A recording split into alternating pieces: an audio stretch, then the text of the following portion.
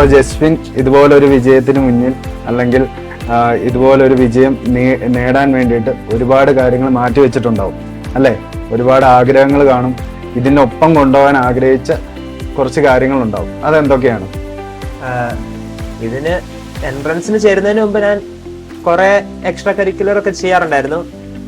സ്കൂളിൽ നിന്ന് പലതിനും ഒക്കെ എക്സ്ട്രാ കരിക്കുലർ ആയിട്ടും പിന്നെ ശാസ്ത്രോത്സവത്തിനൊക്കെ ഞാൻ പല ഐറ്റംസിന് പങ്കെടുത്തിട്ടുണ്ടായിരുന്നു. പിന്നെ ഈ മ്യൂസിക് കീബോർഡും പിന്നെ ചെസ്സിനും ഒക്കെ പോകാറൊക്കെ ഉണ്ടായിരുന്നു. പിന്നെ പുറത്തിറങ്ങി കുറച്ച് ബേർഡ് വാച്ചിങ് പോലത്തെ പരിപാടികളൊക്കെ ഉണ്ടായിരുന്നു. പിന്നെ അങ്ങോട്ട് ചെന്നപ്പോൾ ഇതിലൊക്കെ ഒരു കുറച്ചൊന്ന് കുറയ്ക്കുകയും ചിലത് മൊത്തത്തിൽ നിർത്തിവെക്കുകയൊക്കെ ചെയ്യേണ്ടി വന്നു.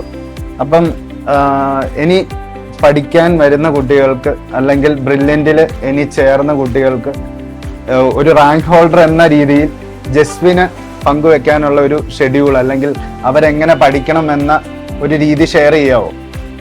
ഇതിൻ്റെ അകത്ത് ഇമ്പോർട്ടൻ്റ് ആയൊരു കാര്യം എന്ന് പറയുന്നത് ഇത് എളുപ്പമാകാൻ പോകുന്നില്ല. ഇപ്പോൾ പലതും മാറ്റി വെച്ച് ഒക്കെ പഠിക്കേണ്ടി വരും. പിന്നെ ഈ വേണമെങ്കിൽ കുറച്ച് ബ്രേക്ക് എടുക്കാം. പക്ഷെ ഒരു ദിവസം അരമണിക്കൂറൊക്കെ സ്വന്തമായിട്ട് വെറുതെ ഇരിക്കുന്ന ബ്രേക്കൊക്കെ എടുക്കാൻ പാടുള്ളൂ ശരിക്കും പറഞ്ഞാൽ. എന്ന് വെച്ചാൽ ഒന്നും ചെയ്യാത്തുള്ള അങ്ങനത്തെ ടൈപ്പൊക്കെ. അല്ലെങ്കിൽ പിന്നെ ബാക്കി ഉള്ള ടൈം മൊത്തം പറ്റുന്നത്രയും പഠിക്കാൻ നോക്കണം. പിന്നെ സ്കൂൾ വിട്ടെന്ന് കഴിയുമ്പോൾ അന്ന് പഠിച്ച സാധനങ്ങളുടെ ഡെയിലി ടോപ്പിക്ക് എന്തായാലും നോക്കണം. പിന്നെ ബ്രില്യൻറ്റിന്റെ ടീച്ചേഴ്സോ ഇല്ലേ ബ്രില്യൻറ്റ് പറയുന്ന എക്സസൈസസ് ഒക്കെ ഉണ്ടാവും വർക്ക് ബുക്കിലൊക്കെ. അതൊക്കെ എന്തായാലും ചെയ്യണം. അത് വളരെ നല്ലതാണ്. പല റേഞ്ചിലുള്ള ക്വസ്റ്റ്യൻ ഒക്കെ അതിൻ്റെ അകത്ത് കിട്ടും. അതൊക്കെ കറക്റ്റായിട്ട് ചെയ്യണം. പിന്നെ സംശയമുള്ളതൊക്കെ ചോദിച്ച് ക്ലിയർ ചെയ്യണം. അതുമാത്രമല്ല സ്കൂളിൽ പഠിക്കുന്നതും അന്ന് തന്നെ എല്ലാം പഠിക്കണം. പിന്നെ ഈ ഫിസിക്സ്, കെമിസ്ട്രി, മാത്സ്, ബയോളജി അത് നീറ്റ് IIT-ക്കാരെ അവര് സ്കൂളിൽ പഠിക്കുന്നതും ബ്രില്യൻറ്റിൽ പഠിക്കുന്നതും സെയിം ആയതുകൊണ്ട് പിന്നെ അതിന് സെപ്പറേറ്റ് ആയിട്ട് കൊടുക്കണ്ട. പക്ഷെ അല്ലാത്ത സ്കൂൾ സബ്ജക്ട്സിന് കുറച്ചൊരു ടൈം കൊടുക്കണം. വലുതായിട്ടൊന്നും വേണ്ട, അവര് പഠിപ്പിച്ച് ജസ്റ്റ് ഒന്ന് വായിച്ചിടാം. ഒരു സ്കൂൾ ബേസ്ഡ് എക്സാം എന്ന് പറഞ്ഞാൽ ഉറപ്പായിട്ടും തിയററ്റിക്കൽ ബേസ് ചെയ്ത് ഡിസ്ക്രിപ്റ്റീവ് ആയിട്ടുള്ള ഒരു എക്സാം ആണ്. അതിൽ നിന്ന് മാറ്റി വെക്കുമ്പം നമ്മുടെ എൻട്രൻസ് ഓറിയന്റഡ് ആയിട്ടുള്ള ഒരു പ്രിപ്പറേഷൻ മോൻ സ്കൂളിന്റെ ഒപ്പം എങ്ങനെയാണ് ക്യാരി ഓൺ ചെയ്തത്? അതാ പറഞ്ഞേ, ഈ എല്ലാ ദിവസവും പഠിപ്പിക്കുന്ന ഡെയിലി ടോപ്പിക്സ് പഠിക്കണം. അപ്പൊ ഡെയിലി ടോപ്പിക്സ് പഠിക്കാന്ന് പറയുന്നത് സത്യം പറഞ്ഞാൽ ആ തിയറി പഠിക്കലാണ്. കാരണം പഠിപ്പിക്കുന്ന തിയറിയാണ്.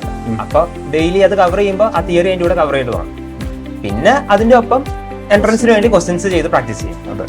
അപ്പം ഇനി വരുന്ന കുട്ടികൾ കൂടുതൽ തിയറി പഠിച്ച, അതായത് അതിന്റെ തിയറിയോടൊപ്പം കൂടെ കൂടുതൽ ക്വസ്റ്റ്യൻസ് ചെയ്യണമെന്നാണ് ജസ്റ്റിന്റെ സജഷൻ. തിയറി പഠിക്കണം എന്തായാലും. എല്ലാ ദിവസവും തിയറി കറക്റ്റായിട്ട് പഠിക്കണം.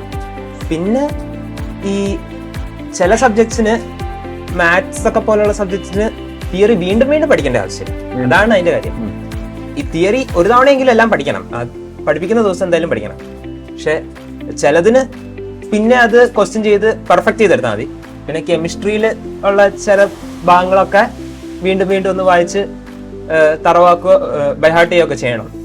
അങ്ങനെ അത് സബ്ജക്റ്റിനനുസരിച്ച് ടോപ്പിക്കിനനുസരിച്ചും അതിനനുസരിച്ച് അഡാപ്റ്റ് ചെയ്തുകൊണ്ട് ഇത് മാറ്റേണ്ടത്. മൊത്തത്തിൽ അങ്ങനെ ഒരു കംപ്ലീറ്റ് എല്ലാത്തിനും വർക്ക് ചെയ്യുന്ന ഒരു മെത്തേഡില്ല. മാത്സിന് വേറെ രീതിയുണ്ട്, കെമിസ്ട്രിക്ക് വേറെയുണ്ട്, ഫിസിക്സിനും ഉണ്ട്. അപ്പോൾ ജസ്വിന്റെ പേരൻസിനെ കുറിച്ച് പറയുകയാണെങ്കിൽ അച്ഛനൊരു മാത്സ് അധ്യാപകനാണ്, അതുപോലെ തന്നെ അമ്മ ബയോളജി അധ്യാപികയാണ്. അപ്പം അത് എത്രത്തോളം ഇൻഫ്ലുവൻസ് ചെയ്തു, അല്ലെങ്കിൽ അതുകൊണ്ടൊക്കെയാണോ ബ്രില്യൻറ്റിലോട്ട് എത്താനുള്ള കാരണം എന്തായിരുന്നു? എൻ്റെ ജീവിതത്തിൽ ഉള്ള എല്ലാ മൊമെന്റ്സും ഇങ്ങനെ കൂടുതലും ഒരു സയൻസ് ടൈപ്പ് രീതിയിലോട്ട് തന്നെയായിരുന്നു പോയിക്കൊണ്ടിരുന്നത്. പേരൻസിന്റെ ഇൻഫ്ലുവൻസ് ഉണ്ട്. അവര് കൂടുതലും ആ രീതിയിലാണ് സ്റ്റിയർ ചെയ്യുക. പിന്നെ പണ്ടോട്ടെ വായിച്ചുകൊണ്ടിരുന്ന ബുക്സ് ഒക്കെ പലതും എന്താ യുറീക്കൊക്കെ പോലത്തെ ആ ഒരു രീതിയിലുള്ള ബുക്കൊക്കെ പലതും തരുമായിരുന്നു, വായിക്കാൻ തരുമായിരുന്നു.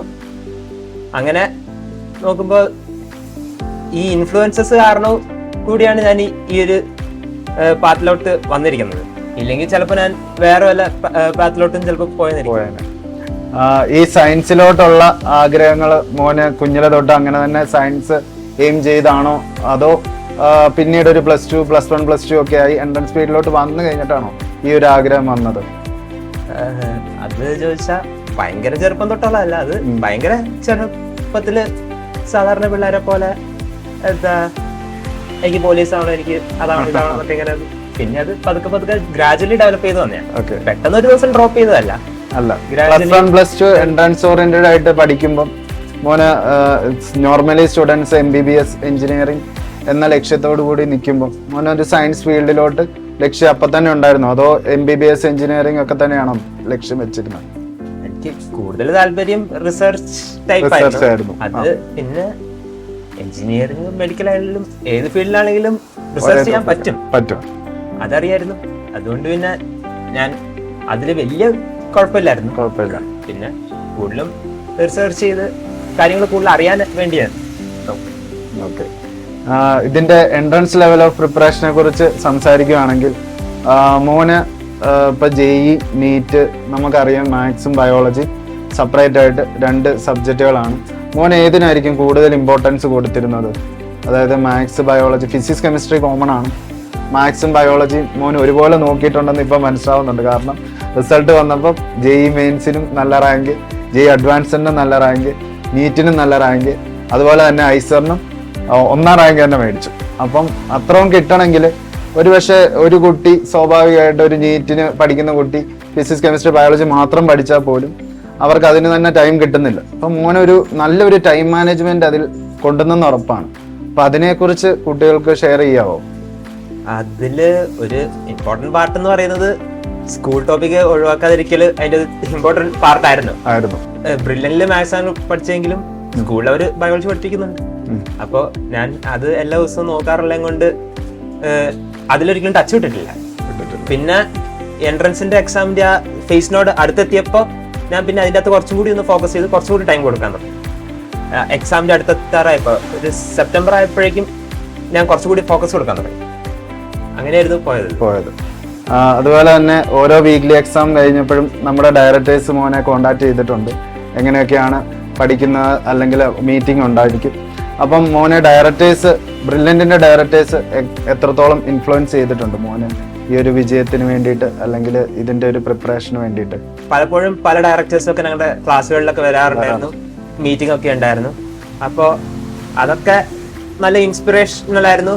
പിന്നെ ചിലര് ഇൻസ്പയർ ചെയ്യും, ചിലര് ഇതിന് ആവശ്യമുള്ള ഇൻഫർമേഷൻ തരും.